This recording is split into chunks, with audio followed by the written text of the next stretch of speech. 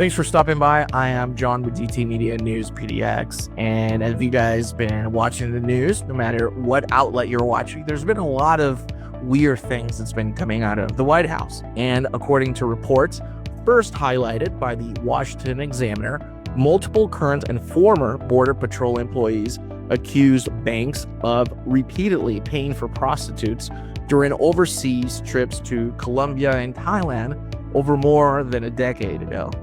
The allegations also claim he openly bragged about these encounters to colleagues. Now, let's be clear, these allegations are just that, allegations, and no criminal charges have been announced. However, the timing of his resignation is drawing definitely national attention.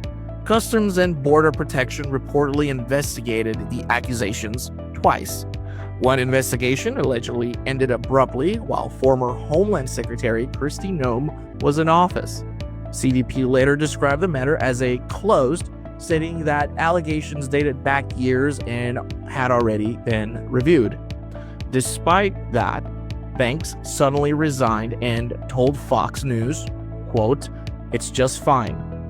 I feel like I got the ship back on course from the least secure, most disastrous, most chaotic border to the most secure border this country has ever seen," end quote.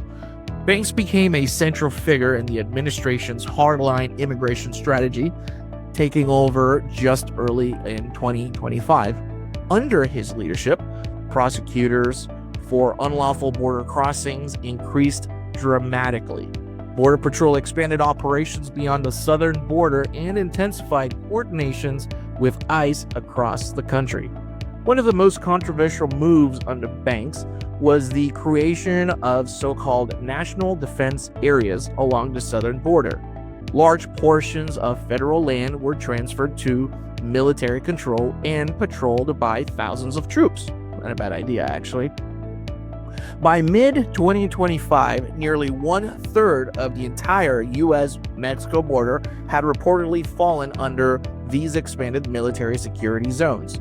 Banks also stated publicly last year that Border Patrol agents would go anywhere in the United States to apprehend undocumented immigrants and confirmed that Border Patrol was assisting ICE operations in at least 25 cities nationwide.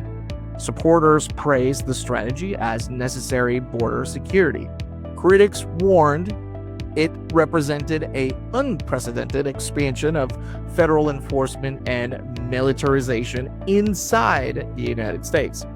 Now, the man who helped lead that operation exits under a cloud of allegations, unanswered questions, and renewed scrutiny over how federal investigations are handled behind the scenes.